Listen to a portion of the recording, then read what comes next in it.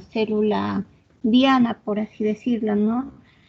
En general, el cuerpo humano va a estar regulado por dos sistemas principales. Uno es el sistema nervioso y el otro es el sistema endocrino. Entonces, por ejemplo, ¿no? Tenemos entre las glándulas la parte de la médula, de la glándula suprarrenal y la hipófisis, ¿no? Que tanto consta con la adenohipófisis y la neurohipófisis, que es la hipófisis posterior, van a secretar sus hormonas en respuesta a estímulos nerviosos. Y también muchas de las hormonas de la hipófisis anterior van a ser secretadas en respuesta a esta actividad nerviosa. Entonces tenemos pues varias hormonas importantes, ¿no? Como la hormona del crecimiento. Tenemos a la tiroxina, la adrenalina, el glucagón, estrógenos, progesterona, testosterona, ¿no? Que van a influir pues en el cambio del peso corporal, en todas estas características, ¿no? Desde que va creciendo el embrión, ¿no? Por ejemplo, la hormona del crecimiento, ¿no? En el ritmo del crecimiento, también las hormonas secretadas por las gónadas, ¿no? Durante el inicio de la pubertad, influyen, ¿no? En las características sexuales, en las características de la libido. Y bueno, y sus alteraciones pues van a producir lógicamente, ¿no? Enfermedades, ¿no? Como acá dice, por ejemplo, ¿no? En la historia ustedes van a averiguar si el paciente presenta poliuria, polidipsia, para averiguar si hay una diabetes insípida. Entonces, se va, en historia clínica, ¿no? Ver al paciente, depende de la patología que nosotros sospechemos o por la molestia que él viene, ¿no? Cuáles son las características de las relaciones sexuales, cómo son sus caracteres sexuales primarios, ¿no? Los caracteres sexuales secundarios. Vamos a ver en el caso de la tiroides, una alteración, por ejemplo, de la tiroides, ¿no? Un hipertiroidismo, por ejemplo, ¿no?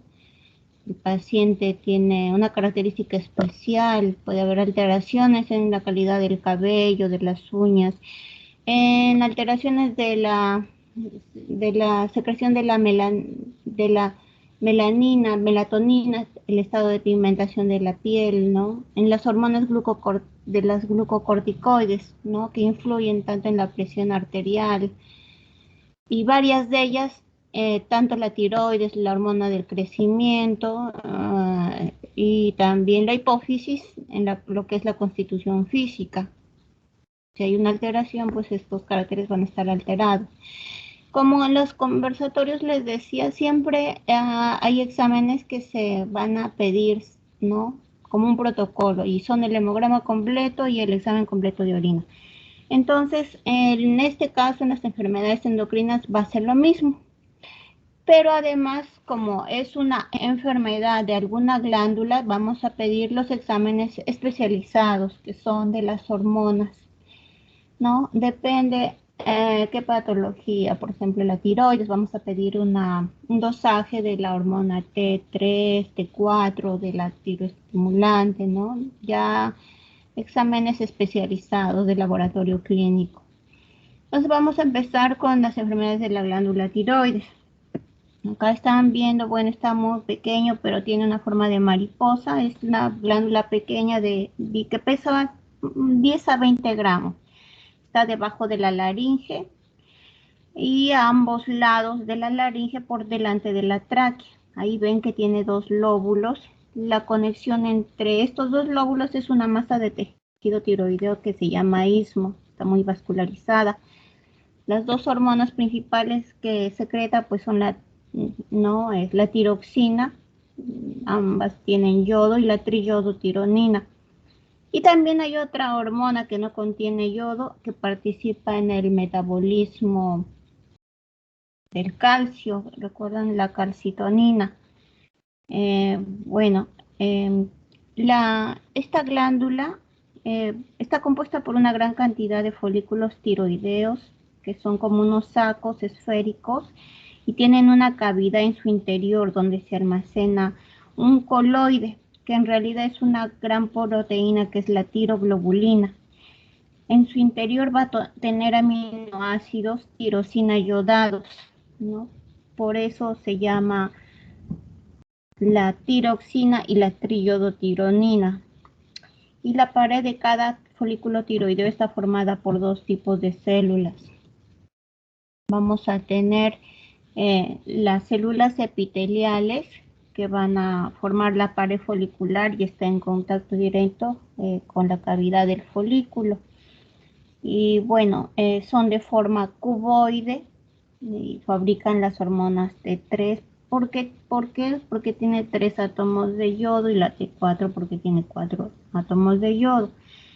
Y también las células, como les decía, las otras células son las parafoliculares o células C, que van a sintetizar la calcitonina. Entonces, bueno, estas hormonas tiroideas, ¿por qué son importantes? ¿No? Bueno, hay una síntesis, hay un metabolismo, ¿no? Del yodo. La T4 se va a convertir en 3 en los tejidos periféricos. La mayor parte es T4, más del 90% de las hormonas metabólicamente activas. Bueno, las funciones son diversas de las hormonas tiroideas. Como les decía, desde el feto, ¿no? Son esenciales para la diferenciación y maduración normal del tejido fetal. ¿En qué tejido? En el esqueleto, el tejido nervioso. Son vitales para el crecimiento y desarrollo del cerebro en la vida fetal también. Bueno, acá también tenemos, ¿no? Que tienen efecto en casi todos los tejidos del organismo. También en el crecimiento, o sea, no solo la hormona del crecimiento, sino que también estas hormonas, las tiroideas, son vitales para el desarrollo del cerebro en la vida fetal y el periodo perinatal. O sea, si no hay niveles adecuados de hormona tiroidea en estas etapas, se va a producir un retraso mental severo. Si no se diagnostica y trata rápidamente, va a ser irreversible. Luego que el feto nace, después del nacimiento, van a estimular también el crecimiento lineal del hueso hasta la pubertad, así como la osificación y la maduración de las zonas de crecimiento de las epífisis. Entonces, en general se puede considerar que las hormonas tiroideas son factores de crecimiento tisular. Como les digo, no solo la hormona de crecimiento, también las hormonas tiroideas y también la insulina, porque incluso aunque los niveles de la hormona de crecimiento sean normales, el crecimiento normal se va a deteriorar en ausencia de la T3 y de la T4.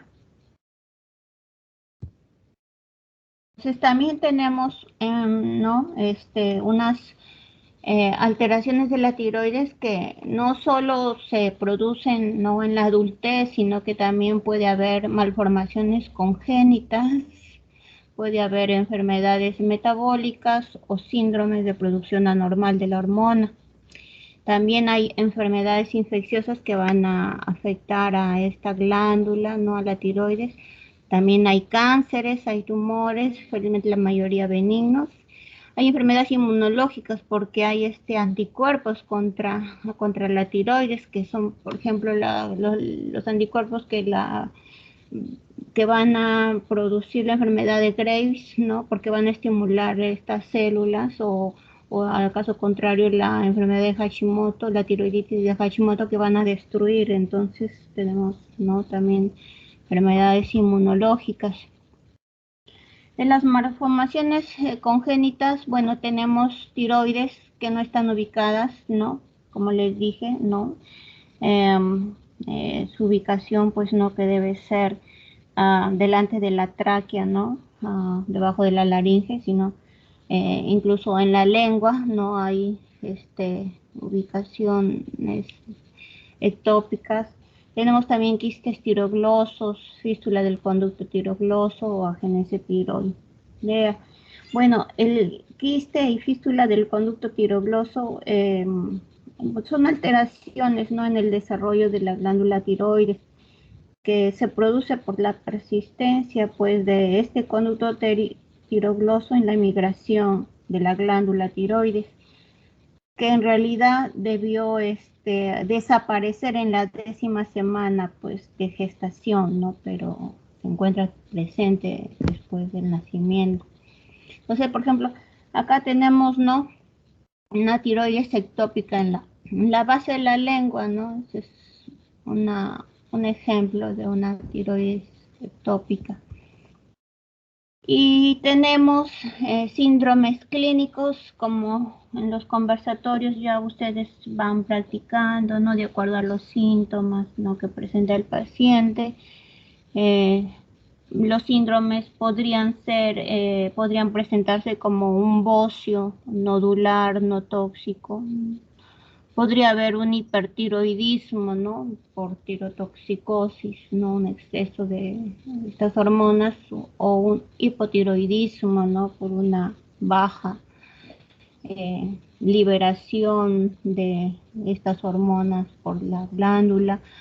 Podría haber también un eutiroidismo. ¿Qué es lo que significa? Bueno, el eutiroidismo significa que el paciente aparentemente no tiene ningún síntoma, pero sus hormonas, cuando se la dosan, o sea, no presenta esas características del hipertiroides, ¿no?, del exophthalmos, por ejemplo, por decir, o del hipotiroidismo, de esa sensación que tiene de apatía, de frío, ¿no?, de aumento de peso. El eutiroide aparentemente no tiene ningún síntoma, ningún signo, pero al dosarle las hormonas tiroideas están bajas. Claro que la causa no es la glándula tiroides, sino es una enfermedad ya sistémica. Por ejemplo, en una inanición, en una sepsis, en otro tipo de enfermedad, y lo que se va digamos, a tratar, pues, es la causa de base, ¿no?, en el paciente eutiroideo. Pues en el hipertiroidismo, bueno, como lo dice su nombre, hay un exceso, ¿no?, hay demasiada hormona, tiroxina, y bueno, puede aumentar el metabolismo. Los síntomas son la pérdida de peso inesperada, el ritmo cardíaco acelerado o irregular, puede haber irritabilidad, sudoración. Si se presenta en personas mayores, podría ser que no presenten ningún síntoma. Y el tratamiento, bueno, es incluirle yodo radiactivo, o en algunos casos necesitan, pues, no, cirugía. Hay diferentes formas de hipertiroidismo, ¿no? Casi todos se deben a un exceso de la formación de la hormona tiroidea. Es por eso que la gran mayoría de ellos van a encontrar, pues, un tamaño de la tiroides, ¿no? Una tiroides agrandada.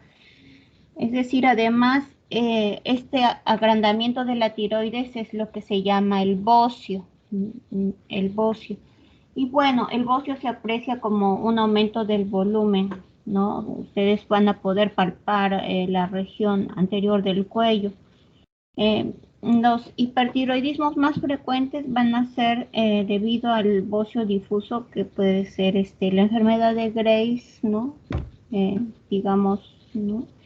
Y también a un bocio nodular, como lo dice su nombre, un nódulo, ¿no? Una parte nomás de la tiroides que está secretando en demasía estas hormonas. Entonces, en cuanto a la enfermedad de Graves, pues la causa se va a relacionar con la presencia de anticuerpos que van a estimular a la tiroides. Entonces, estimulan para que produzca grandes cantidades de hormonas. Esta enfermedad se produce más en jóvenes, y acá pues ven ven la característica, ¿no?, de los ojos, del exoftalmos. Y también van a presentar este mixedema, que es una inflamación de la parte anterior de las piernas. Entonces, esta es la causa más frecuente, la enfermedad de Graves-Basedow, del hipertiroidismo. Otro es el bocio, como les decía, nodular. Eh, es una zona nomás de la tiroides, ¿no? Que es una zona con una superficie rugosa, ¿no? Y bueno, esta zona nada más es la que va a producir una gran cantidad de la hormona tiroidea. Y el bocio nodular va a ocurrir más en las personas que son, ¿no?, de edad avanzada. Bueno, después hay otros casos de hipertiroidismo que se deben a la inflamación de la glándula, y puede ser, pues, si hay una inflamación muy dolorosa y digamos, hay una liberación de las hormonas tiroideas, pero ¿por qué? Porque se rompen las células que las contienen. Estos procesos de inflamación se llaman tiroiditis, y pueden ser causados por una infección, por ejemplo, viral, ¿no? Y se acompañan, si es una infección, podrían acompañarse de fiebre, malestar general. Y bueno, también otro caso de hipertiroidismo es la toma de pastillas de hormona tiroidea, ¿no? Algunas personas, por bajar de peso, toman esto y también les podría causar un hipertiroidismo. Entonces, tenemos esas, ¿no? También tenemos, eso sería, por ejemplo, ¿no? Llamado el hipertiroidismo ficticio, ¿no? Una ingesta excesiva, ¿no? Como les digo, para aumentar de peso. ¿Y qué van a encontrar? Pues en los exámenes de laboratorio van a encontrar, ¿no?, que el exceso de estas hormonas, como hay un feedback, no hay una regulación con la hipófisis y esta con el hipotálamo, entonces la hormona, que es la tiroestimulante secretada por la hipófisis, al ver tanta hormona va a estar disminuida, lógicamente, ¿no? La glándula, bueno, va a tener un tamaño pequeño. Va a haber reducción en la incorporación de yodo radiactivo en las 24 horas, y la tiroglobulina se va a encontrar disminuida. Es lo que van a encontrar en un hipertiroidismo ficticio, ¿no? Que es por la ingesta de estas hormonas. En el hipotiroidismo, bueno, ¿qué es lo que va a suceder? Pues aparte, ya ahí su nombre lo dice, ¿no? Disminución de las hormonas. Lo que puede afectar va a ser la frecuencia cardíaca, la temperatura corporal y en general todos los aspectos del metabolismo. El hipotiroidismo es más frecuente en mujeres de edad avanzada. Los síntomas principales van a ser fatiga, como sensibilidad al frío, constipación, la piel seca, aumento de peso, ¿no? ¿Qué el tratamiento, cuál podría ser? Pues el reemplazo de la hormona tiroidea, ¿no? Tenemos acá, como les decía, también la tiroiditis de Hashimoto, ¿no? Pero en este caso estos anticuerpos no estimulan a la célula para que la produzca, sino la destruyen. Entonces hay una disminución de la formación de las hormonas por parte de la glándula.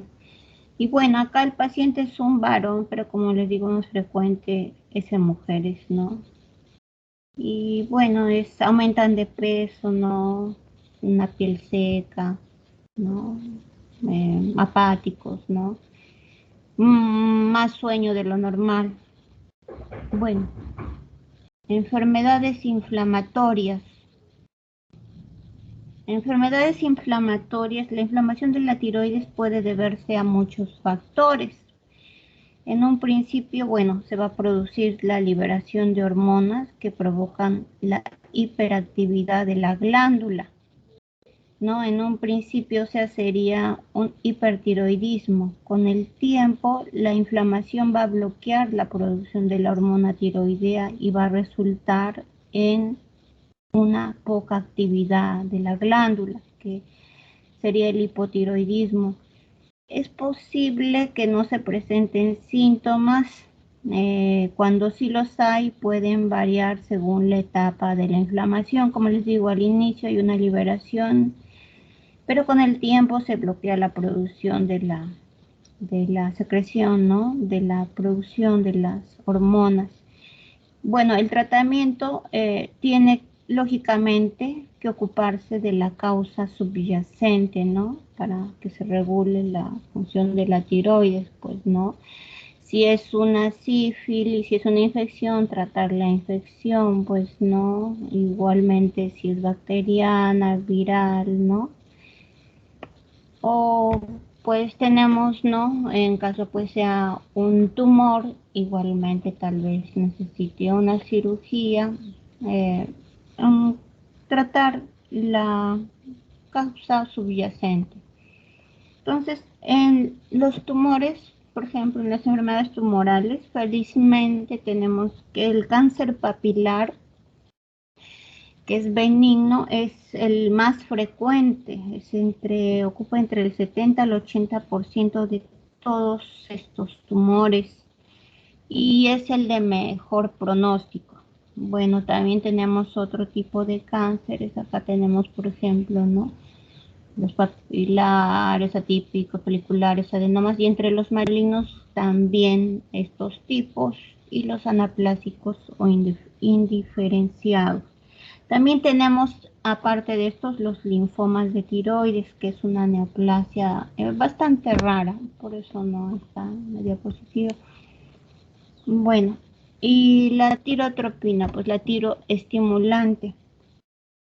Entonces tenemos que en el caso de una alteración de la glándula, la prueba más importante va a ser la tiroestimulante, ¿no?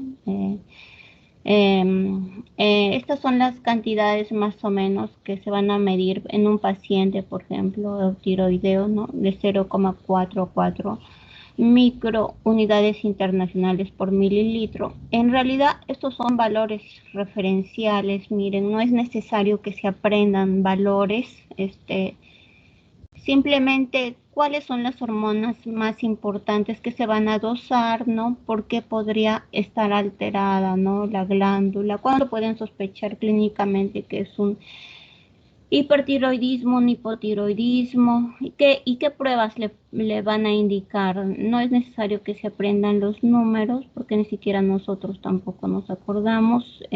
Bueno, y en un hipertiroideo, bueno, la tiroestimulante lógicamente va a estar disminuida. En el hipotiroideo, la tiroestimulante va a estar aumentada, ¿no? Hay ciertas limitaciones, así como hablamos en las prácticas, ¿no? Que van a alterar el dosaje de los valores. Entonces, por ejemplo, si la muestra está hemolítica, si hay bilirrubina o si el paciente pues ingiere muchas grasas o tiene hipercolesterolemia, pues se van a alterar estos resultados y estas son unas limitaciones también en el caso del dosaje de hormonas. Bueno, la triiodotiroidina total es la T3 total, ¿no? Bueno, es la que tiene mayor actividad metabólica y un mayor volumen de concentración que la T4 circulante. El método que se utiliza, ¿no? La metodología de laboratorio es un examen inmunométrico por quimioluminiscencia, así se llama el examen. Y los valores referenciales pues son de 70 a 170 nanogramos por decilitro. Bueno, esto tampoco, como les digo, no es muy importante. De eso se encarga ya el laboratorio, ¿no? Él va a ver qué metodología va a utilizar. Y cuando ustedes pidan el dosaje, él le va a dar el valor y a la columna derecha los valores referenciales y ustedes van a comparar y lógicamente van a analizarlos, ¿no? Con su historia clínica, con sus datos que tienen, ¿no? con su examen y su anamnesis, ¿no? Que han hecho, ya tienen en la historia clínica. Luego de la TSH, tenemos que la segunda prueba más importante es la T4 libre. ¿Por qué se dice libre? Porque, bueno, en general las hormonas tiroideas están unidas a proteínas, ¿no? A la tiroglobulina. Y, bueno, la que va a unirse a las células diana es la hormona libre. Entonces, por eso hay una diferencia entre T4 y T4 libre. Entonces, esta hormona es la que no está unida, pues, no a proteínas. Tenemos y la T4 total es la unida a la proteína transportadora, ¿no? Que no va a reflejar el estado real tiroideo, porque como les digo, la que actúa es la que está libre, no la que está unida. Y también si ustedes solicitaran, porque tal vez en la T4 o la TSH no les da mucha información y ustedes quieren solicitarle pues la T4 total, entonces la proteína transportadora también al pedir la T4 total, también va a haber ciertas interferencias que tienen que tomar en cuenta, que podrían ser valores alterados, ¿no? Que no podrían ser valores reales. ¿Y cuáles son, por ejemplo? Podría ser que la proteína transportadora, o sea, la que está uniendo a la T4, va a variar, ¿no? En ciertas situaciones, por ejemplo, si la paciente está usando anticonceptivos, estrógenos, o está gestando, entonces va a haber un aumento de esta hormona, ¿no? Que se une a la T4 y entonces tiene que tomar en cuenta todos esos datos, ¿no? En su historia para que tengan pues un valor, puedan distinguir un valor real de un valor tal vez que está alterado, ¿no? Entonces, bueno, acá tenemos unos valores referenciales, como les digo, no es necesario que se lo memoricen, ¿no?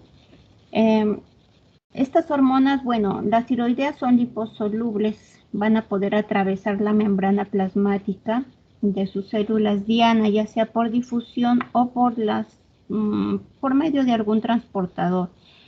Cuando una vez que en el citoplasma la T4 se transforma en T3, entonces tanto la T3 como la T4 van a estar en cantidades similares y se van a unir a un gran número, ¿no? De lugares por medio de receptores.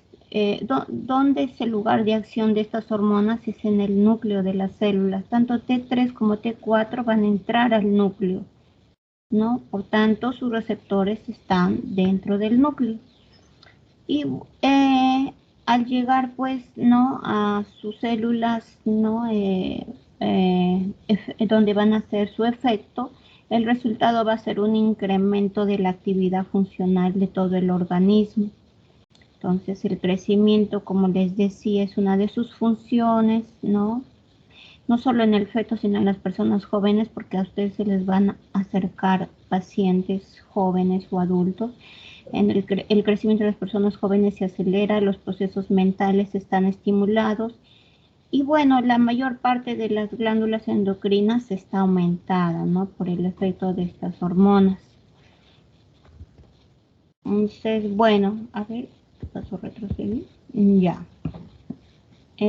Bueno, y saben que la regulación va a ser a través del hipotálamo, que va a secretar la hormona liberadora de tirotropina y esta actúa sobre la adenohipófisis, ¿no? Entonces produce y secreta la tirotropina hipofisiera, que es la TSH, que es la más importante, y esta va a actuar sobre la glándula tiroides para que sintetice, ¿no? Almacene y secrete la T3 y la T4. Ahora vamos a ver unas cosas de la enfermedad de Graves. La enfermedad de Graves, bueno, es iniciada porque recuerdan que era lo que le iniciaba, eran anticuerpos, es por algún proceso en el sistema inmune del cuerpo, ¿no? Que ya también hemos visto que a veces pues van a heredar, ¿no? Algunos pacientes heredan un sistema inmune que puede producir problemas, que en lugar de actuar solo sobre agentes extraños, actúa sobre nuestros propios tejidos. Entonces, los anticuerpos en esta enfermedad se van a fijar a la superficie de las células tiroideas y las estimulan para que produzcan un exceso de la hormona. Entonces, esta tiroides se vuelve hiperactiva. Eh, podría ser, podría ser un causante también, aparte de este sistema inmune, ¿no? Que se hereda, ¿no? Que puede haber un estrés emocional severo que podría precipitar la enfermedad de Graves en algunos pacientes, ¿no?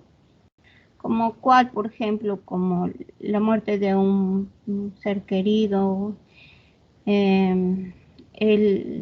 doctor que estudió esta enfermedad, ¿no? El doctor Graves, él fue el que comentó pues que había eventos estresantes en estos pacientes y que después de varios meses venía la enfermedad, se desarrollaba el hipertiroidismo. Pero también no tenemos muchos pacientes con enfermedad de Graves que no reportan ningún estrés en su vida. Pero podría ir también, por ejemplo, en su historia, ¿no? Un antecedente, ¿no? Si tienen algún tipo de pacientes con hipertiroidismo, con esta enfermedad de Graves, ¿no? ¿No? Indagar sobre algún episodio estresante, porque este sería el estimulante. Entonces, bueno, en el diagnóstico se va a basar, pues, primero tienen el examen físico y lo van a confirmar con estas pruebas de laboratorio. Van a medir la cantidad de hormona tiroidea y de la hormona estimulante de la tiroides, o sea, la T4, la T3 y la TSH en sangre. A veces van a tener también que tomar unas imágenes radioactivas, se llaman o centellograma de la tiroides, para ver si toda la tiroides está hiperactiva, ¿no? Se puede pedir una prueba para confirmar la presencia de anticuerpos estimuladores de la tiroides. Pero esta prueba generalmente no es necesaria, pero también lo pueden solicitar, ¿no? Una prueba de anticuerpos. Entonces acá tienen cómo es, ¿no? La regulación desde el hipotálamo, ¿no? La hipófisis. Lógicamente, si la T3 y la T4 están aumentadas, entonces la hipófisis, ¿no? Va a recibir esa señal y va a secretarse en menor cuantía, ¿no? Como les decía, también pueden solicitar, ¿no? Estas pruebas de anticuerpos estimuladores también. Algunas, algunas señales que indican que el hipertiroidismo es causado por la enfermedad de Graves son la presencia de la enfermedad ocular, como pasó una diapositiva, la tiroides grande y la historia también de otros miembros de la familia que están afectados por problemas tiroideos. Puede ser que un familiar haya sufrido hipertiroidismo o también, al contrario, una tiroides hipoactiva. También podría ser, por ejemplo, familiares que hayan encanecido prematuramente a los 20 años, por ejemplo. O una historia como como les decía, pueden heredar un sistema inmune, ¿no? Que ataca a los propios tejidos. Puede existir una historia de problemas autoinmunes en la familia, por ejemplo, diabetes juvenil, una anemia perniciosa, ¿no? O también vitíligo podría ser, ¿no? Dentro de su historia, indagar esos casos. Ahora, ¿qué es la tirotoxicosis? Bueno, tenemos tirotoxicosis de T3, de T4, ¿no? Bueno, la tirotoxicosis también se le llama tormenta tiroidea. La más frecuente va a ser de la enfermedad de Graves, ¿no? También va de verse por nódulos tóxicos o también por un bocio multinodular tóxico. Hay criterios para diagnóstico de tormenta tiroidea. Estos pacientes con tirotoxicosis tienen una exageración de los síntomas del hipertiroidismo. O sea, ustedes ya saben cuáles son los síntomas, ¿no? Una exageración de estos síntomas es lo que les puede orientar a que hay una tirotoxicosis. Es importante detectarlo porque esto se trata en UCI. Y bueno, hay estudios que van con un gran porcentaje, ¿no?, de mortalidad por una tormenta tiroidea. Entonces, ¿cuáles serían los síntomas que podrían, ¿no?, indicarles que hay una tirotoxicosis? Bueno, como les decía, hay de T3, ¿no? Hay una tirotoxicosis de T4. Los pacientes pueden tener taquicardia, una taquicardia que puede exceder los 140 latidos por minuto, pueden tener ya asociado una insuficiencia cardíaca congestiva, pueden tener hiperpirexia, puede llegar a de 38 o 40 grados centígrados y no es raro esta hiperpirexia. Pueden estar agitados, con delirio, psicosis, estupor o coma. Y bueno, también otros síntomas gastrointestinales como náuseas severas, vómitos, diarrea. Podría haber compromiso hepático con presencia de ictericia. Entonces, como les decía, es importante, lógicamente, que si es T3 va a estar aumentada la T3, si es T4 va a estar aumentada la T4, ¿no? Eso, bueno. Es importante reconocer el diagnóstico precozmente. ¿Por qué no están acá los resultados? Solo dice normal o ligeramente elevada. ¿Por qué? ¿Por qué no dice cuántos valores es? Porque no existen diferencias significativas en el resultado de la hormona tiroidea en un paciente hipertiroidismo sintomático y en un paciente con tormenta tiroidea. Entonces, por eso acá no ponemos valores. Lo importante es reconocer y tratar tempranamente. Ya les dije cuál era: la taquicardia más de 140, la hiperpirexia que no es raro que llegue a 40 grados centígrados, agitación, delirio, psicosis, estupor y coma. Y bueno, náuseas severas, vómitos, diarrea. Entonces, el reconocimiento y tratamiento temprano va a ser crítico en la tormenta tiroidea. Hay estudios que la mortalidad puede llegar hasta el 70% en pacientes hospitalizados, ¿no? Bueno, para decirles, hay otros también que tienen porcentajes mucho menores. Y el manejo se va a realizar en una unidad de cuidados intensivos. Entonces, ante la duda de que tengan que eso no es tormenta tiroidea, igual van a iniciar el tratamiento, ¿no? Ya que el riesgo de morir es elevado. Entonces, eso es en cuanto a la tirotoxicosis. Bueno, también tenemos el hipertiroidismo neonatal. En el hipotiroidismo neonatal, bueno, se va a producir porque hay un paso transplacentario de las inmunoglobulinas estimulantes de la tiroides, ¿no?, en los hijos de madres que tienen la enfermedad de Graves. El hipotiroidismo, ¿no? Bueno, esa es la razón del hipertiroidismo neonatal, ¿no? El paso, o el cuadro es benigno y no hay mayor tratamiento. Acá, en el hipotiroidismo, bueno, se va a desarrollar, ¿no?, a cualquier edad, ¿no? Pero mayormente es en los adultos mayores. Y se manifiesta pues de manera sutil, ¿no? Es difícil de reconocerlo, ¿no? Más va a resaltar un hipertiroideo, ¿no?, con su exoftalmos, con su sudoración, con su agitación, que un paciente hipotiroideo, ¿no?, que es más apático, que tiene sueño, frío, es más sutil la forma de presentación, no es muy fácil reconocerlo. Bueno, el hipotiroidismo puede ser primario porque es causado por un trastorno de la tiroides.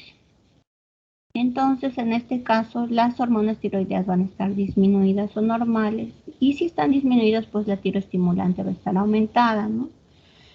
Secundario porque es causado por un trastorno en el hipotálamo, en el hipófisis. Entonces, las hormonas van a estar disminuidas, la tiroestimulante va a estar normal o disminuida. Y terciario, bueno, las adenopófisis y la tiroides son sanas, pero van a sufrir las consecuencias de enfermedades del hipotálamo, que resulta que podría ser que el hipotálamo esté anulado o no produce pues hormona, ¿no? Liberadora de tirotropina, ¿no? Entonces en ese caso, bueno, como es un hipotiroidismo, las hormonas están disminuidas, la TSH puede estar normal o disminuida, ¿no? Pero la alteración va a ser por un hipotálamo, ¿no? Que no produce la hormona liberadora de tirotropina. Entonces acá tenemos un hipertiroidismo, ¿no? Tenemos hormonas tiroideas bajas, ¿no? La TSH, ¿no? Al recibir esta señal va a estar aumentada. Entonces podría haber con un hipotiroidismo con bocio o sin bocio, ¿no? Que es un agrandamiento de la glándula. Entonces, otras pruebas que se pueden realizar, como les decía, son los anticuerpos antitiroideos, que van a medir, pues, ¿no?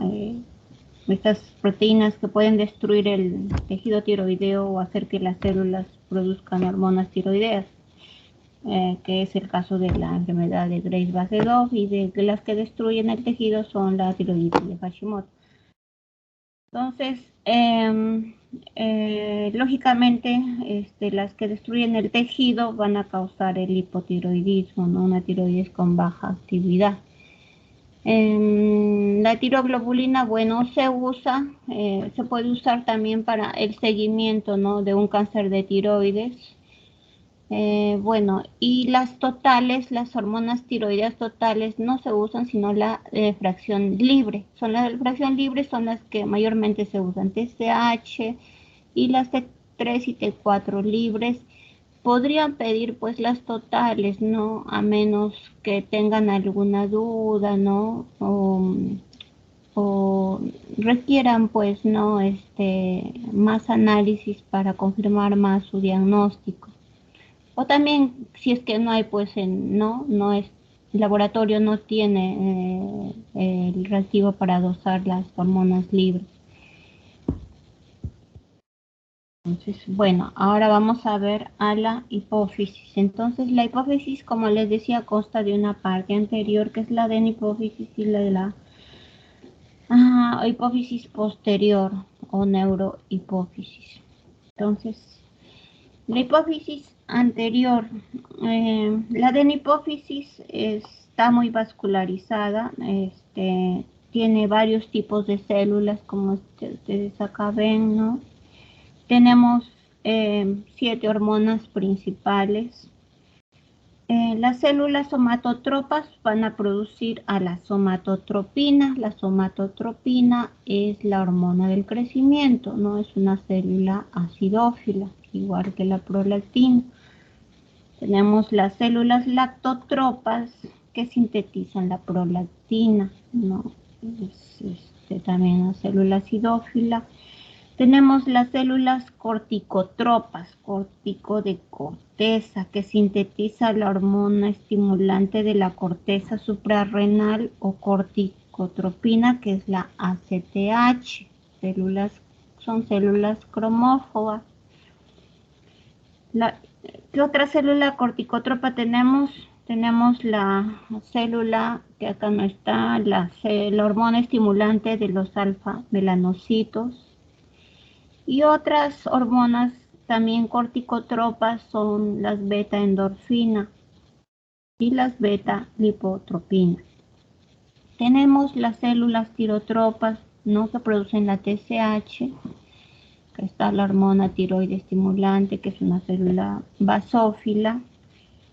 Tenemos las células gonadotropas, ¿no? Es su nombre, gónadas, que van a producir las hormonas estimulantes de las gónadas, ¿no? Glándulas sexuales, los ovarios y testículos, o también llamadas gonadotropinas, que son acá la hormona folículo estimulante, también la célula basófila, y la hormona luteinizante, otra célula basófila, ¿no? Antes teníamos esta clasificación, las células acidófilas y las células basófilas. Ahora también hay otras clasificaciones, ¿no?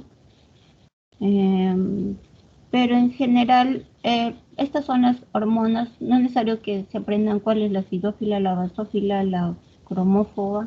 No, estas son las hormonas de la hipófisis anterior. La hormona de crecimiento, la prolactina, la estimulante de la corteza suprarrenal, que es la ACTH, la TSH, ¿no? La hormona estimulante de la tiroides, y las gonadotropas, que son la folículo estimulante y la luteinizante. Estas son las hormonas de la adenohipófisis. ¿Okay? Y tenemos también pues la hipófisis posterior, ¿no? Que va a producir, bueno, dos hormonas importantes, ¿no? Que son la vasopresina y la oxitocina. Entonces, si hay una deficiencia, pues la de la hormona antidiurética, lo que se va a producir es la diabetes insípida. La oxitocina interviene en el trabajo de parto. Y bueno, el exceso de la hormona va a producir el síndrome de secreción inadecuada de vasopresina. Esa es la hipófisis posterior. Bueno, a ver algo más de de la adenohipófisis. Entonces tenemos que hay algunas alteraciones, ¿no? En la secreción de la adenohipófisis que van a ser propios de la hipófisis, ¿no? Que son los factores primarios. Podría ser un tumor, un adenoma, ¿no? O una hiperplasia, y factores secundarios, ¿no? Que podrían deberse, pues, ya a una ausencia, ¿no? De la estimulación a esta hipófisis, ¿no? O de la inhibición también de la liberación por alguna lesión en el hipotálamo, por ejemplo, ¿no? Porque el hipotálamo es la que va a regular a la hipófisis. Entonces podría ser también una alteración del hipotálamo, un factor secundario. También podría haber una secreción extrahipoficiaria ectópica, igual que las otras glándulas, hay ubicaciones ectópicas, también podría ser, no, estas hormonas secretadas por nódulos ectópicos, ¿no? O por un carcinoma, por ejemplo. O una hipersecreción de los órganos endocrinos efectores, ¿no? Casi lo mismo. Bueno, en cuanto a la hormona del crecimiento, ¿qué es la hormona del crecimiento? Es la somatotropina secretada por la adenohipófisis, ¿no?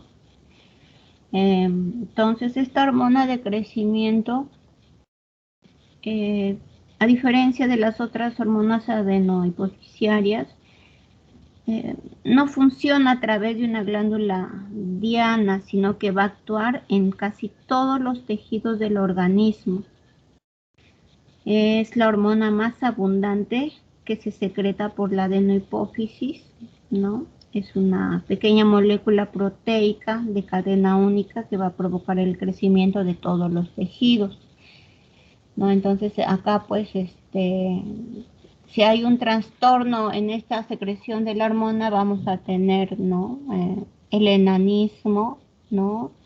Y si hay un exceso, vamos a tener, si todavía no termina el crecimiento, ¿no? Del niño, del adolescente, pues el gigantismo, o si es donde ya se han osificado completamente el cartílago, ¿no?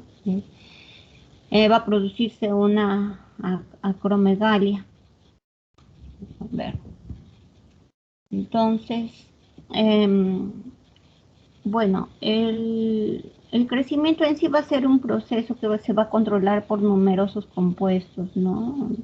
Numerosos factores de crecimiento, como decíamos también, interviene también la TSH. Entonces, acá, bueno, vamos a tener que la hormona del crecimiento en sí va a ser indetectable durante la mayor parte del día, en personas sanas, sin ningún estrés. Hay picos discretos de la secreción, ¿no?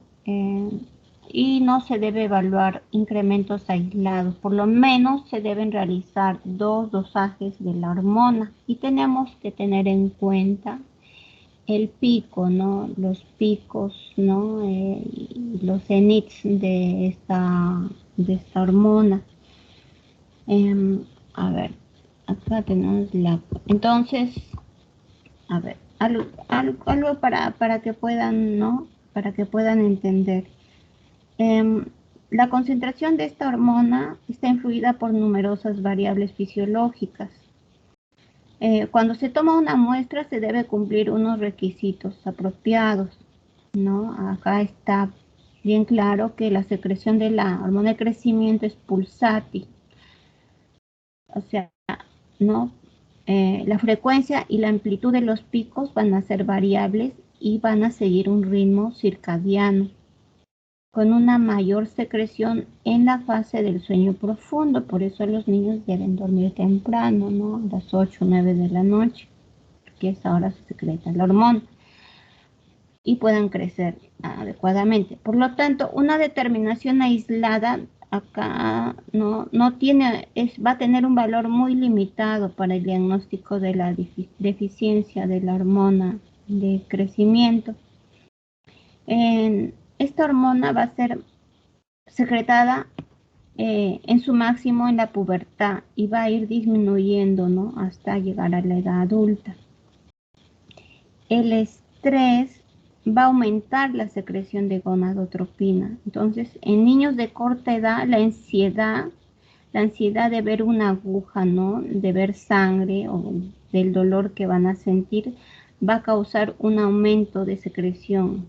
Entonces, ¿no? Esto va a inhibir la posterior respuesta a estímulos farmacológicos, pero que por sí mismo constituye un índice de una reserva adecuada. El estrés va a alterar también, ¿no? Por el aumento de esta secreción. La obesidad también, la secreción de la gonadotropina, somatotropina, se va a correlacionar inversamente con el índice de masa corporal. Entonces los niños obesos van a presentar menor tasa de respuesta a un estímulo farmacológico. Cuando me refiero a estímulos farmacológicos, me refiero a que hay pruebas que después voy a presentar en las diapositivas, que son exámenes que se van a realizar, ¿no? Con la administración de ciertos fármacos, ¿no? Y luego se va a dosar, ¿no? A la hormona que queremos. Son pruebas funcionales que se llaman. La obtención de muestras, la extracción de sangre para determinar la hormona de crecimiento se debe realizar con el paciente en ayunas. En general, todas las hormonas. Recuerdan que la lipemia alteraba también los factores de las hormonas tiroideas. Entonces, es preferible que los exámenes de hormonas se encuentren en ayunas. Y bueno, si no, igualmente, si no se va a procesar inmediatamente, las muestras deben congelarse. En este caso de las hormonas de crecimiento, la muestra debe congelarse a menos 20 grados centígrados si no se procesa el mismo día. Esas conservadoras sí se encuentran en los laboratorios, ¿no? Y en bancos de sangre también tenemos conservadoras de menos 80. Y si va a pasar un buen tiempo, más de un día, varios días, y no se va a procesar la muestra,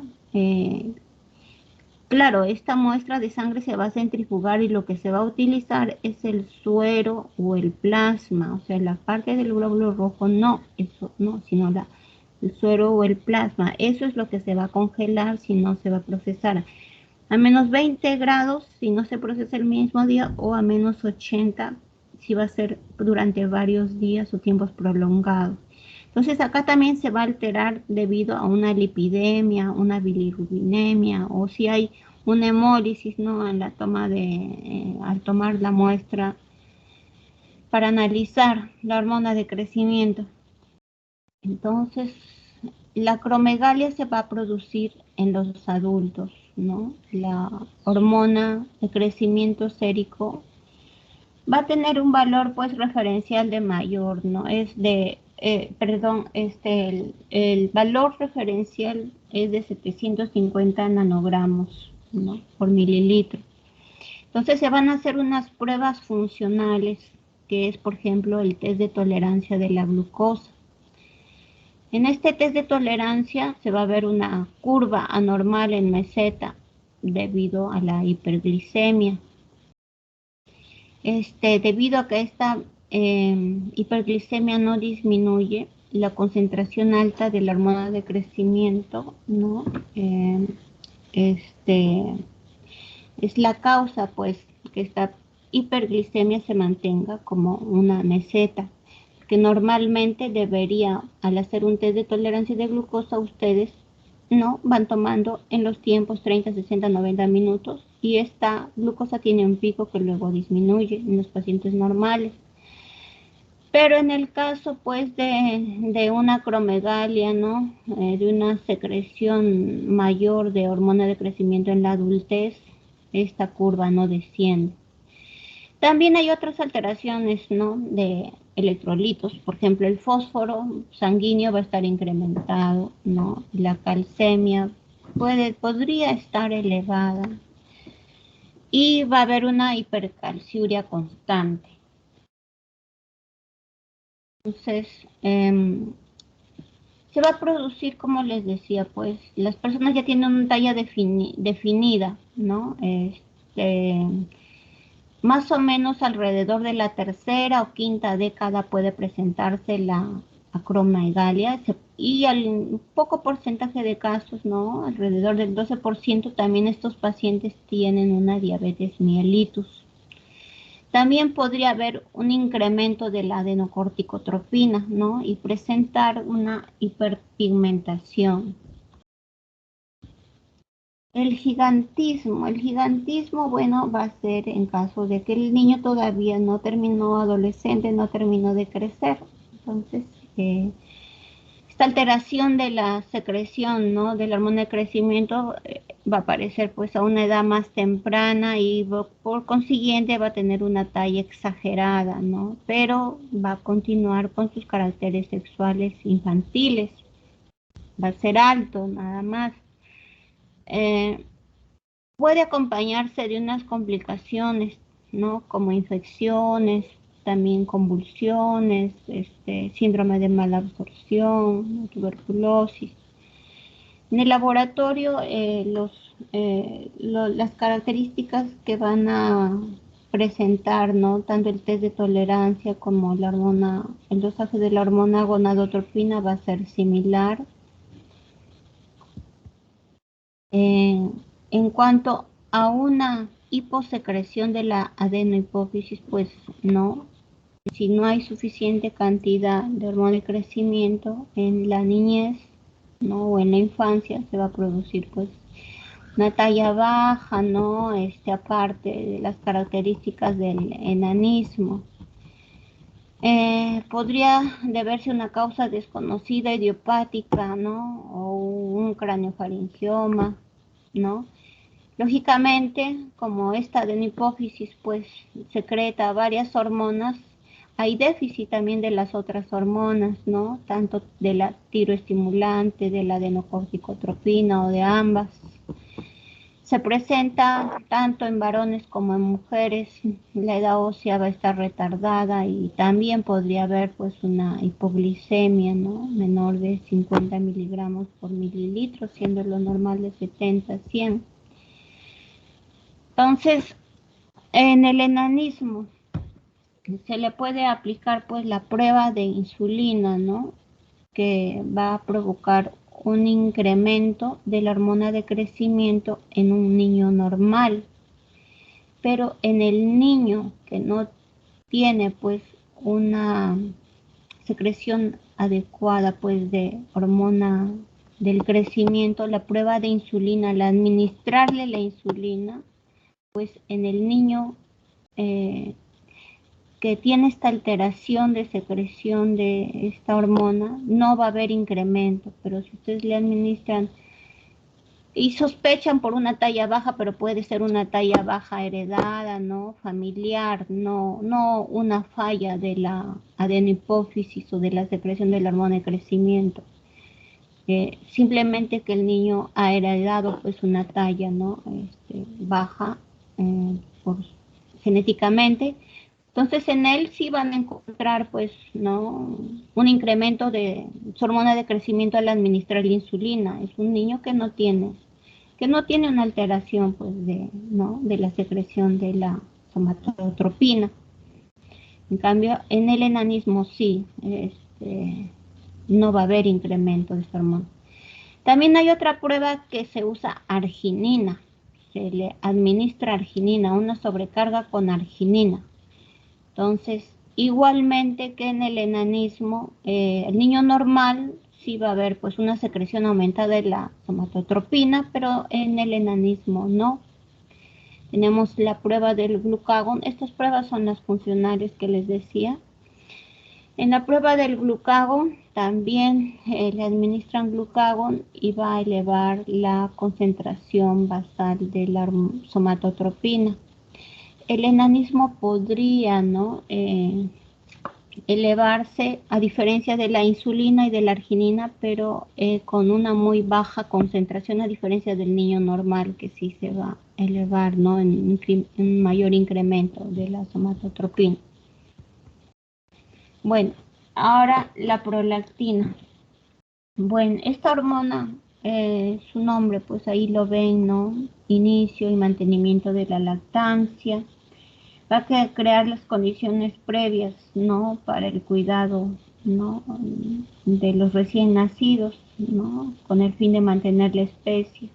El órgano no diana, lógicamente, es la glándula mamaria, pero hay receptores para la prolactina en casi todos los órganos del cuerpo, aunque los efectos biológicos de la hormona no son muy conocidos, ¿no? Que no sea la glándula mamaria, el cual sí es bastante conocido.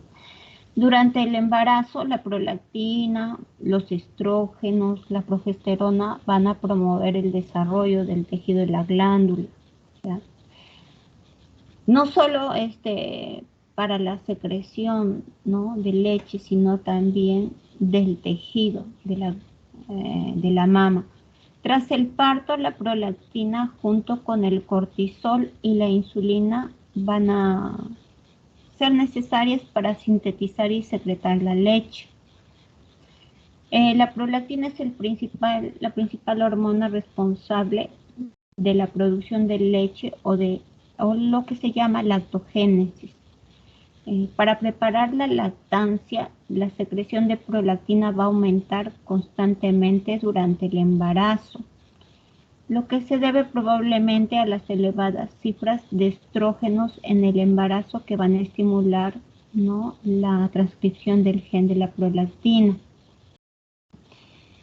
Puede haber una hipersecreción, ¿no? Que es frecuente debido a tumores y bueno, se asocia frecuentemente en un 70% con adenomas cromóforos, ¿no? Que da unos valores más de 100 nanogramos por mililitro. Los valores, bueno, como les digo, no es necesario que se lo aprenda porque siempre van a ir a una columna derecha del examen que ustedes soliciten y ustedes van a comparar. El síndrome de Sheehan. ¿Han escuchado sobre el síndrome de Sheehan? Bueno, es una alteración, ¿no? Que se produce luego del parto por una necrosis, ¿no? De la hipófisis. Ahí está bien claro, ¿no? Es secundario a una hemorragia obstétrica. Entonces ocasiona un colapso circulatorio intenso y predispone pues a la isquemia de la hipófisis, ¿no? Es poco frecuente, es difícil de diagnosticar, ¿no?, a tiempo. Y lógicamente, si la hipófisis está necrosada, lo que van a requerir como terapia es un reemplazo hormonal con controles siempre, ¿no?, permanentes. eh, y acá, bueno, tenemos también enfermedades de las glándulas suprarrenales. En primer lugar, estas glándulas, bueno, sabemos son dos, cada una de ellas encima del polo superior del riñón, pesan 4 gramos, están bastante vascularizadas, ¿no? Y tienen dos, acá, corteza y médula, ¿no? Está compuesta de dos partes diferentes, que no solo son diferentes en estructura, sino también en función. Algunos dicen que cada glándula suprarrenal es como dos glándulas, o sea que en total son 4. Pero bueno, es por lo que su corteza y médula tienen esa diferencia estructural y funcional, ¿no? Bueno, la parte más externa, que es la corteza, constituye el 80% de la glándula, y la otra más interna, pues solo es el 20%, la médula, ¿no? Acá ustedes ven, ¿no? La corteza, pues, ¿no? Tiene está dividida tanto en la zona glomerular, fascicular, reticular, ¿no? Y cada una, pues, tiene, ¿no?, la secreción de ciertas hormonas. Estas tres zonas, ¿no?, están constituidas por células diferentes. Mm, eh, entonces, esto es desde la parte más externa, ¿no? La glomerular es la más externa. Secreta los mineralocorticoides, ¿no? Acá tenemos a la aldosterona. La zona fascicular es la intermedia, ¿no? Y es la más extensa, la fascicular. Secreta acá, como ven, los glucocorticoides. La reticular es la más interna y la más delgada, y va a secretar los esteroides sexuales, ¿no? Entonces, bueno, y la médula lo que va a secretar son las catecolaminas. Entonces, en la corteza, pues, estas hormonas son derivados esteroideos que se sintetizan a partir del colesterol. Las enzimas que van a intervenir son las hidroxilasas, deshidrogenasas, desmolasas e isomerasas. También hay alteraciones, ¿no?, debido al déficit de alguna de estas enzimas, que pueden ocasionar enfermedades de las glándulas suprarrenales, ¿no?, por la falla en la síntesis de estas hormonas. Entonces tenemos enfermedades congénitas que pueden ser deficiencias enzimáticas, y la deficiencia más común es de la hidroxilasa. También tenemos hiperplasias de la glándula, puede haber un adenoma, puede haber también un carcinoma. Y tenemos, pues, ¿no?, al cortisol. ¿Cuál es el efecto, pues, del cortisol? El cortisol lo que va a hacer es unirse a un receptor citoplasmático, y el complejo hormona receptor va a entrar en el núcleo celular y va a modular la transcripción de genes en muchos tejidos. El cortisol es esencial para la vida.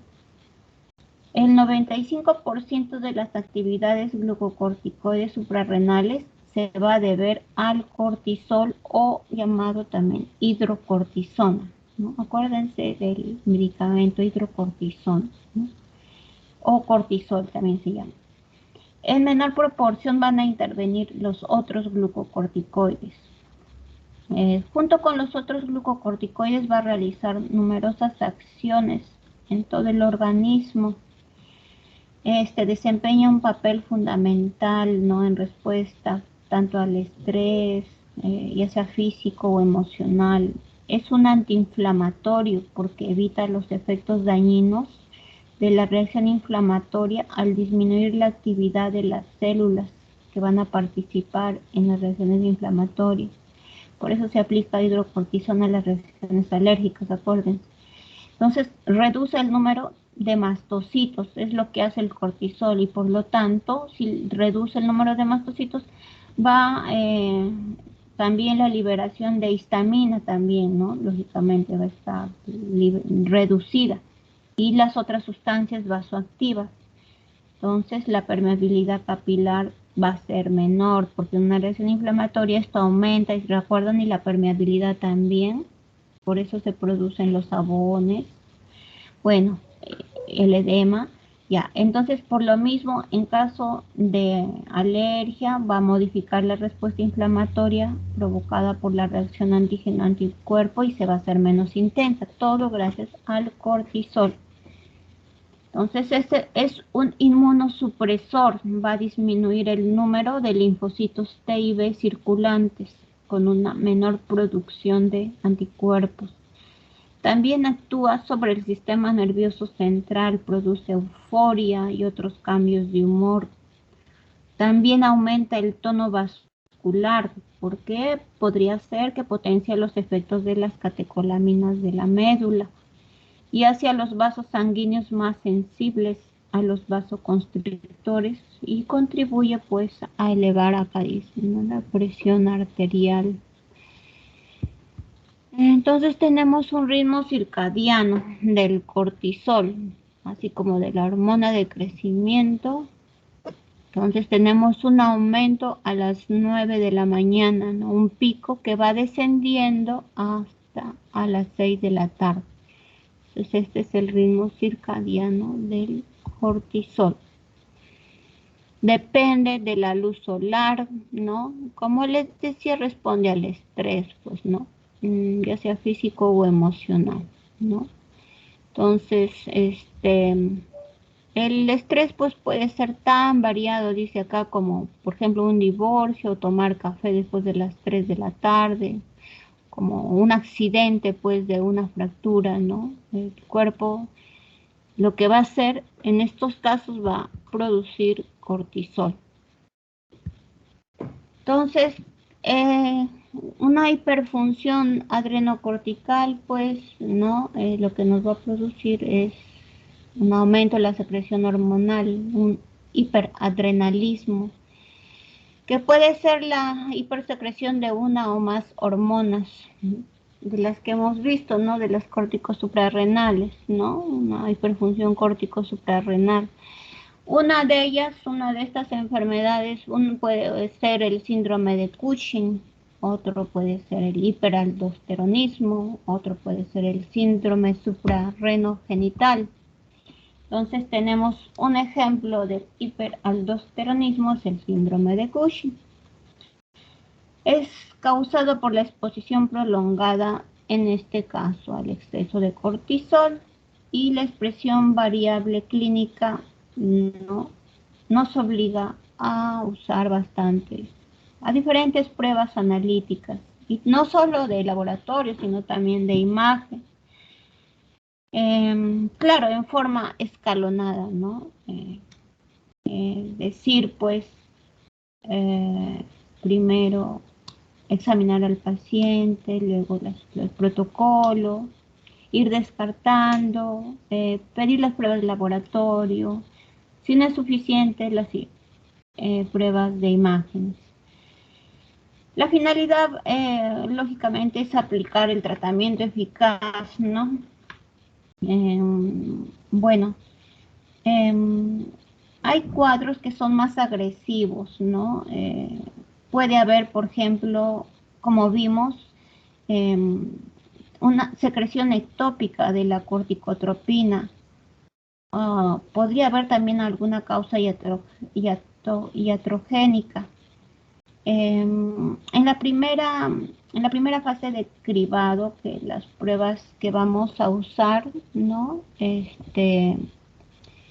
Vamos a usar nosotros acá, en los exámenes de laboratorio, ¿no?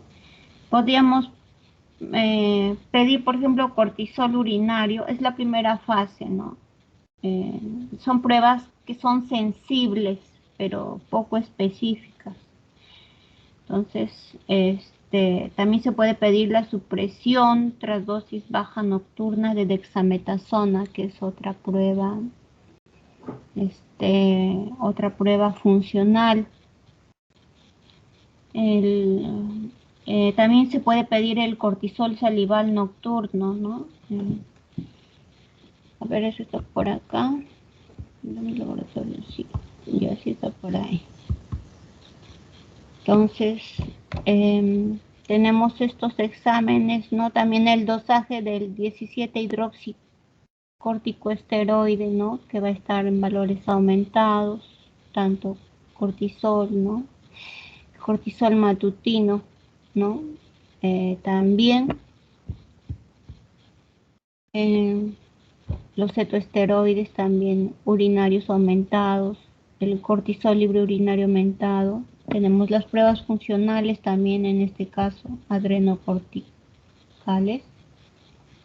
Pero bueno, como les decía, entonces se empieza, ¿no? Con unas pruebas que son bien sensibles pero poco específicas. Entonces, una es el cortisol urinario, otra es la supresión tras dosis baja nocturna de dexametasona.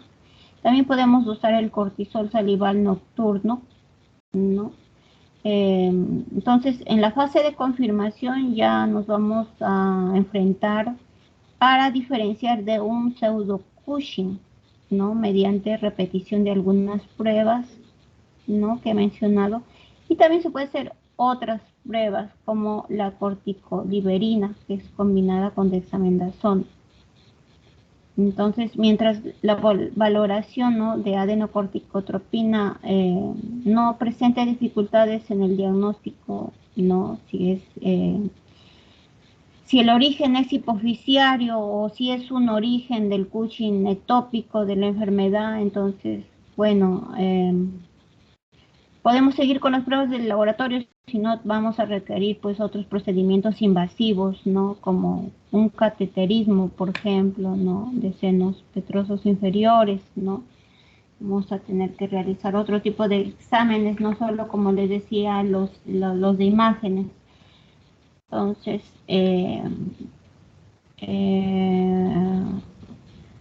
bueno, en general la combinación de pruebas van a evaluar distintos mecanismos de control hipófiso adrenal, ¿no? Para que podamos diferenciar dónde es la falla y también diferenciar pues de un pseudo Cushing, ¿no?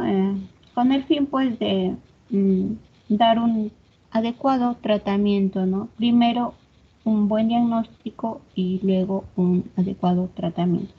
Sí, acá tenemos las pruebas funcionales, ¿no? Que también se van a utilizar. En este caso también en el síndrome de Cushing. Entonces, estas pruebas dinámicas en el diagnóstico, en este caso, ¿no? De la alteración adrenal, se conocen también como pruebas dinámicas. ¿Y qué es lo que, como les estaba diciendo, lo que consiste es en estimular o inhibir una hormona determinada, ¿no? Para investigar cómo está la capacidad de reserva o el estado de regulación. Entonces, estas pruebas dinámicas no son exclusivas, por si acaso, de las enfermedades endocrinas, se utilizan también, ¿no? En hipofunción o hiperfunción, ¿no? Para establecer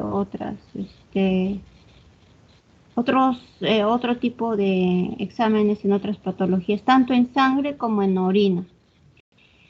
En el caso de la insuficiencia adrenal, pues se han desarrollado varias pruebas dinámicas. Tenemos la prueba de tolerancia a la insulina que ya hablamos, ¿no? En el caso de la somatropina. Tenemos la prueba de estimulación con metilapona, ¿no? Que acá están viendo ustedes, metirapono. Tenemos también la prueba de estímulo, ¿no? Con la eh, hay otro también estimulante que se utiliza con citropina, se llama. Tenemos la prueba estimulante con la hormona, ¿no? Corticotropina. Y la prueba de supresión también con dexametasona. Todas estas pruebas son funcionales o dinámicas. Entonces, ¿qué es la prueba de supresión de la dexametasona? Bueno, acá en la prueba de supresión lo que quieren buscar es diferenciar pues si es entre enfermedad hipoficiaria u otra forma distinta del síndrome de Cushing, ¿no? ¿Cómo se realiza? Se realiza administrando oralmente en la noche 1 miligramo vía oral de dexametasona. Lo que va a hacer es evaluar la conservación del mecanismo de retroalimentación negativa normal ejercido por los glucocorticoides en el eje hipotálamo hipófiso adrenal. Esta prueba sí se usa bastante, ¿no? En la sospecha del síndrome de Cushing, por eso está acá en la primera de las pruebas funcionales. Los tumores de origen suprarrenal pueden derivar de la corteza o de la médula, de lo que depende el tipo de funcionalidad que pueden desarrollar. Entonces, si hay una masa suprarrenal, ¿no? Tienen formas variables de presentación. Y bueno, también, como les decía, con el desarrollo de las nuevas tecnologías de imágenes, que también se están usando ya más actualmente, tanto avanzado, también imágenes que cateterismo, incluso cirugía se puede hacer con radiología intervencionista. Entonces, la enfermedad, bueno, se puede detectar ahora, ¿no? Mayormente. Podríamos, por ejemplo, podría haber el hallazgo incidental de un tumor suprarrenal, ¿no? La actividad de los tumores funcionantes va a obedecer a la hiperproducción hormonal que ocasiona glucocorticoides. Puede ser también que estos tumores produzcan mineralocorticoides, esteroides, catecolaminas. Entonces, todos los tumores suprarrenales que pudieran hallar, por ejemplo, por imágenes, deben ser estudiados independientemente, ¿no? Ya sea de su tamaño. Y en estos casos, pues sería una indicación quirúrgica, ¿no? Para un tumor suprarrenal. Bueno, tenemos la prueba de supresión de dexametasona a dosis baja, ¿no? Que simplemente lo que se administra ya no es 1 miligramo de la dexametasona vía oral, sino 0,5 miligramos, ¿no? Cada 6 horas por 2 días. Se usa para diferenciar a los pacientes sanos, ¿no? Del que tiene síndrome de Cushing. Se va a medir luego de la administración al 17-hidroxicorticosteroide urinario, ¿no? Y la adenocorticotropina va a ser resistente a la prueba de supresión, ¿no? Tenemos también la prueba de supresión de alta dosis. Bueno, acá tenemos el Cushing suprarrenal, como les decía, también hay tumores suprarrenales. En este caso, la adenocorticotropina no tiene efecto de supresión por la dexametasona, ¿no? Por eso está acá. En caso de un adenoma, el cortisol va a estar aumentado igualmente que en un carcinoma. La producción de cortisol en los tumores suprarrenales va a ser independiente de la adenocorticotropina. Entonces tenemos también un síndrome de la adenocorticotropina ectópica esta adenocorticotropina no va a tener efecto de supresión por la dexametasona. Esta producción lógicamente es independiente, pues no es parte de la hipófisis. El 17 hidroxicorticosteroide urinario va a ser normal. En la enfermedad de Cushing, la adenocorticotropina es relativamente resistente a la supresión de la dexametasona. Va a estar aumentada en plasma y el 17 hidroxicorticosteroide urinario va a estar disminuido a la mitad. Tenemos la prueba de supresión de la dexa a dosis alta, que es el doble, ¿no? 2 miligramos bioral cada 6 horas. Se usa para diferenciar la hiperplasia de otras formas, ¿no?, de hipercortisol. Bueno, en la hiperplasia suprarrenal vamos a encontrar el 17 hidroxicorticosteroide menor de 3 miligramos, ¿no?, en 24 horas. Y el cortisol libre urinario menor al 20% del inicial, ¿no? En adenomas y carcinomas, bueno, esta prueba de supresión de la dexametasona a dosis altas no van a mostrar una supresión del 17 hidroxicorticosteroide ni del cortisol libre urinario. Y los carcinomas tienden a tener mayores valores de 17 hidroxicorticosteroide y cortisol libre urinario que los adenomas. Entonces, ¿cuándo se va a usar la concentración plasmática de adenocorticotropina, ¿no? La adenocorticotropina es secretada, ¿no?, en pequeñas cantidades, envía señales a la glándula suprarrenal para que produzca cortisol. Entonces, en ocasiones, las células que están afuera de la hipófisis pueden secretar grandes cantidades de adenocorticotropina. Eso sería ya un síndrome de Cushing ectópico.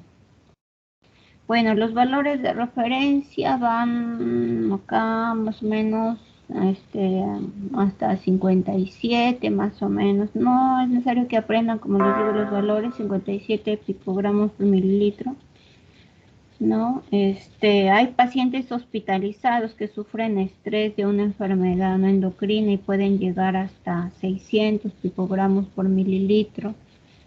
En casos de hipoadrenocorticismo primario, la adenocorticotropina va a estar en concentraciones mayores de 1000 picogramos por mililitro, ¿no? La prueba de la metirapona, ¿no?, otra prueba dinámica, es ¿para qué sirve? Sirve para identificar si hay un nivel insuficiente de adenocorticotropina, que va a controlar la secreción de cortisol.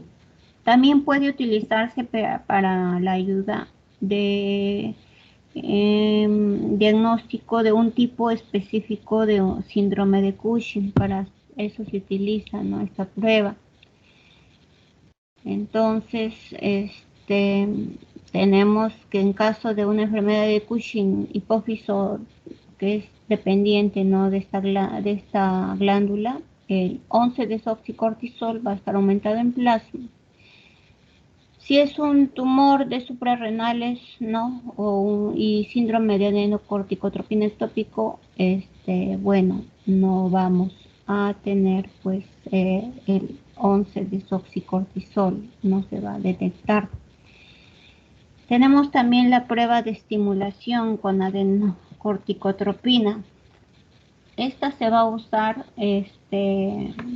con más frecuencia para diagnosticar la insuficiencia suprarrenal. En esta prueba se le pondrá al paciente una inyección intravenosa de adenocorticotropina artificial que va a ser igual a la adenocorticotropina que produce nuestro organismo. Y vamos a confirmar el diagnóstico de síndrome de Cushing, ¿no? Lo que va a producir es un aumento de las 17 hidroxicorticosteroides en orina, En un adenoma suprarrenal va a haber un aumento aparente de cortisol plasmático y de los 17 hidroxicorticosteroides urinarios. Y bueno, en un cáncer de la glándula no va a haber ninguna respuesta.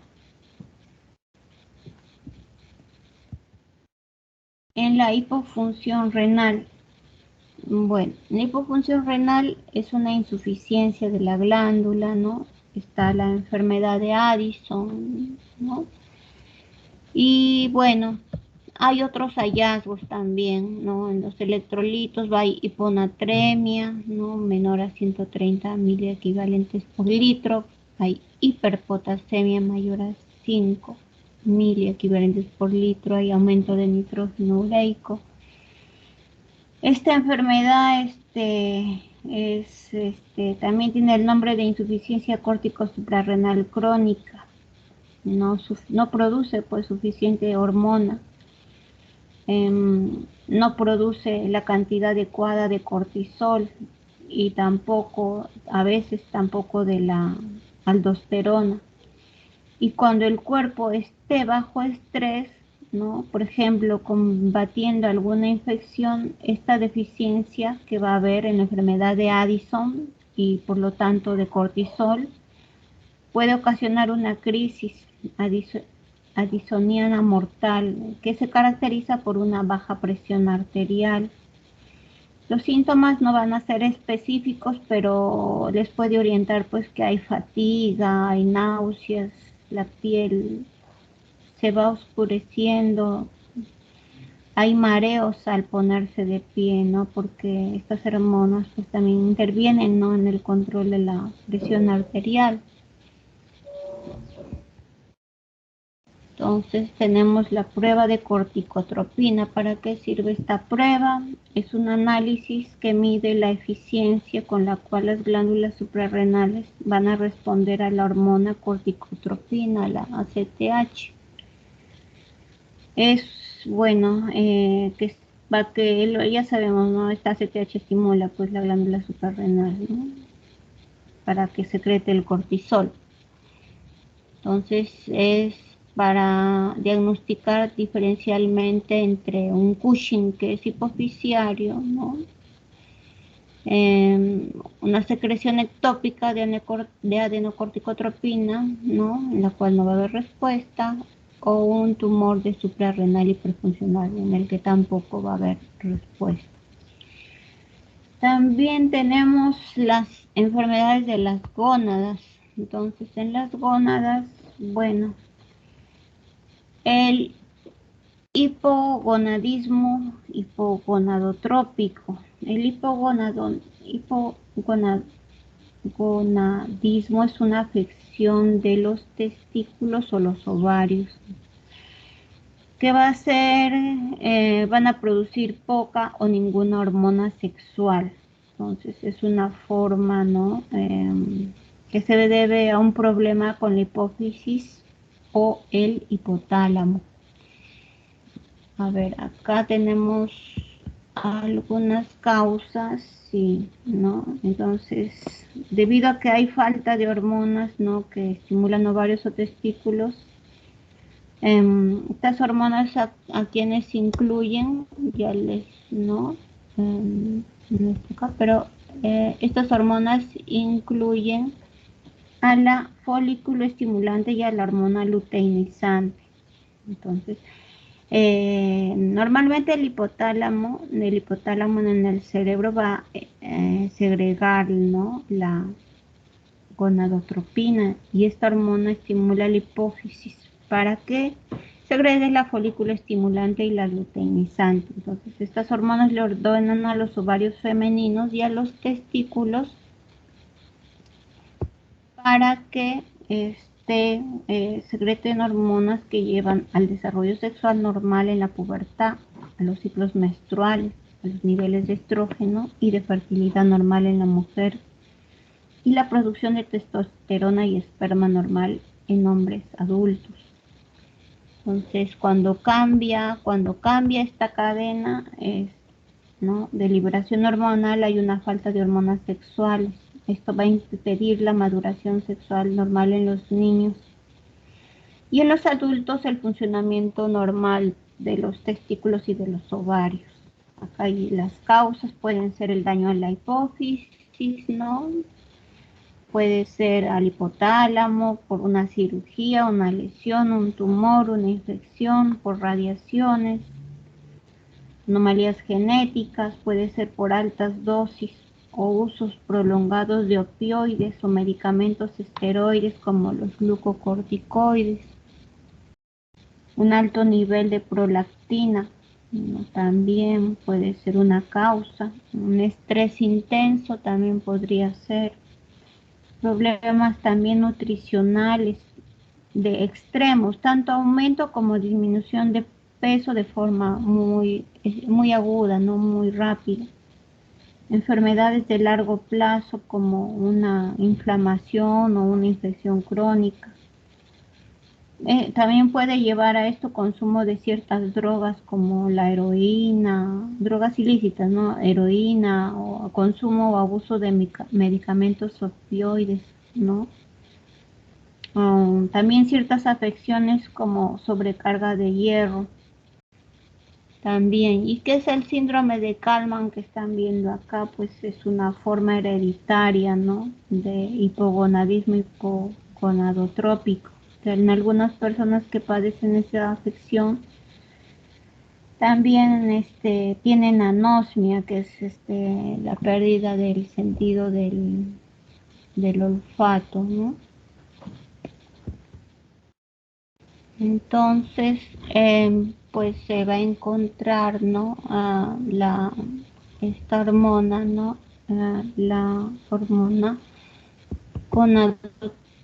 liberadora de hormona luteinizante va a estar disminuida. Lógicamente no va a haber estímulo y las gonadotropinas también van a estar bajas. Entonces vamos a tener ausencia de estrógenos y progesterona y una respuesta normal si administramos esta hormona de forma sintética de la hormona liberadora de hormona luteinizante.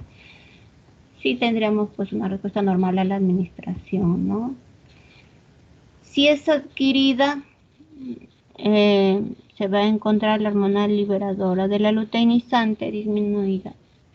Va a haber un nivel bajo de gonadotropinas, va a haber también ausencia de esteroides, no va a haber respuesta normal a la administración de la hormona liberadora de luteinizante.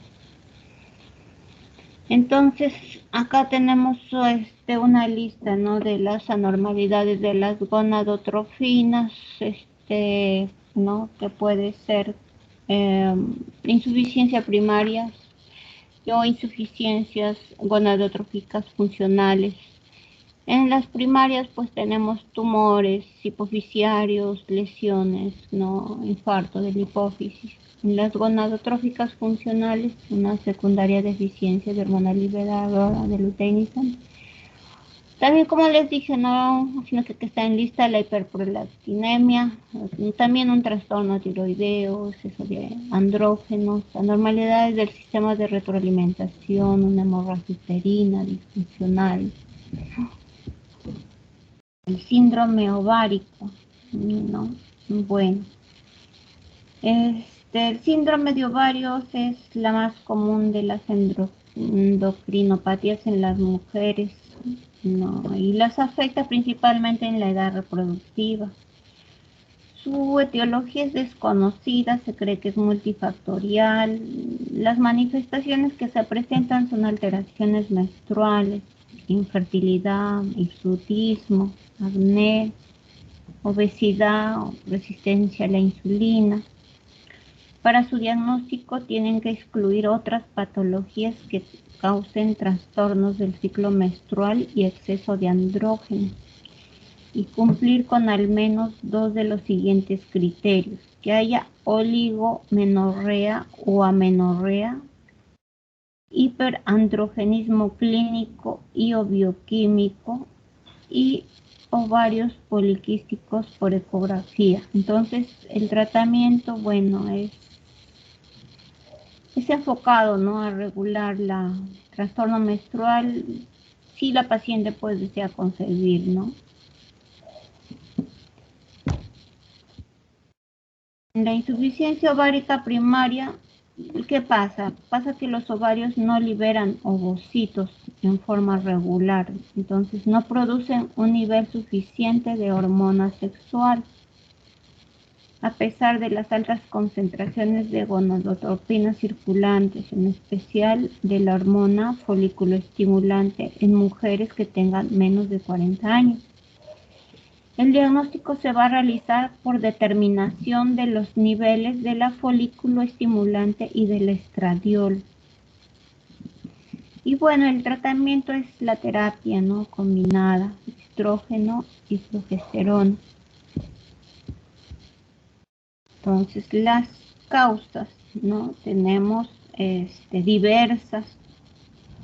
Acá ustedes tienen algunas de ellas. Tenemos el número de folículos ováricos presentes al nacer también fue insuficiente. O la tasa de atresia folicular se acelera, como cuando ocurre porque los ovarios se dañan durante una cirugía, una quimioterapia, una radioterapia, ¿no?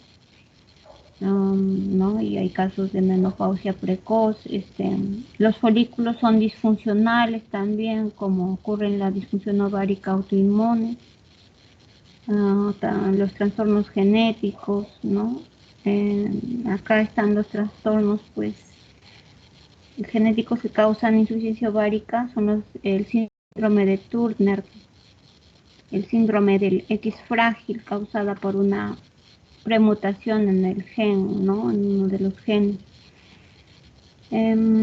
Los trastornos genéticos que confieren un cromosoma Y también pueden causar insuficiencia ovárica primaria, y estos trastornos, que en general son evidentes a los 35 años, aumentan el riesgo de cáncer de ovario de células germinales. Acá están pues la destrucción, ¿no?, por radiaciones, tratamientos. Bueno, antes de la pubertad lo que va a suceder va a ser un retraso del desarrollo puberal, ¿no?, una amenorrea primaria. Después de la pubertad lo que va a producir es una amenorrea secundaria. Tenemos también anormalidades del conducto de Müller. Estas anomalías útero-vaginales, o también mullerianas, que se llaman, son un grupo, ¿no?, de anormalidades congénitas. Y el defecto es en el desarrollo, en la fusión, en la canalización del conducto de Müller, ¿no? Si recuerdan en biología, en la etapa embrionaria. Raramente pueden deberse pues a una alteración adquirida, ¿no? Estas malformaciones tienen formas variadas. Puede ser, por ejemplo, una agenesia útero-vaginal, puede ser una disgenesia, pueden haber septos vaginales, puede haber un útero unicorne, un útero didelfo, un útero bicorne, septado o arcuato. Y las manifestaciones también van a ser diversas. Puede haber amenorrea primaria, puede haber disfunción sexual, puede haber dolor y masas pélvicas, puede haber endometriosis, hemorragia uterina normal, puede haber una infección, abortos recurrentes espontáneos o partos prematuros. Pero aún así es posible encontrar cerca de un 50% de alteraciones uterinas simétricas asintomáticas, imagínense. O sea, la mitad puede no tener ningún síntoma. Las anomalías mullerianas sintomáticas iban a meritar pues no ser diagnosticadas, ¿no?, para tener su tratamiento quirúrgico apropiado. Entonces, en la caso se presente la amenorrea o la anovulación, El examen que van a solicitar son niveles séricos de gonadotrofinas, nivel sérico de prolactina, nivel de estradiol, nivel de andrógenos y también la prueba de función tiroidea, ¿no? Que tanto interviene en todo el sistema. Y bueno, en la insuficiencia ovárica primaria va a haber una elevación del nivel de gonadotrofina. La folícula estimulante va a estar muy elevada, la luteinizante igualmente y el estradiol va a estar disminuido. Bueno, esto es en cuanto, ¿no?, a las enfermedades endocrinas y algunos exámenes de laboratorio que se podrían solicitar, ¿no?, para confirmar sus diagnósticos. Bueno, ¿alguna pregunta?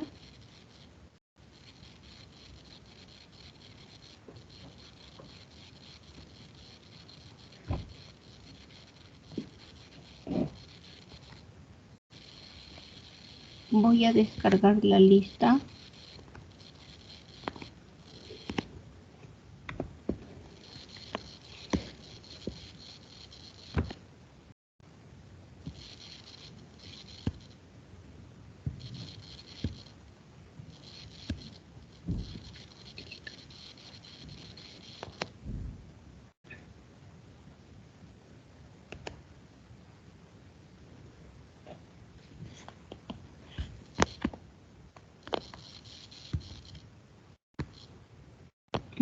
Ya está.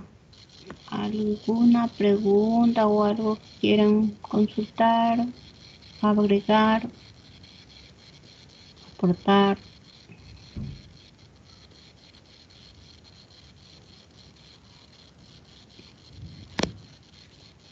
¿Mm? Bueno, si no hay nada,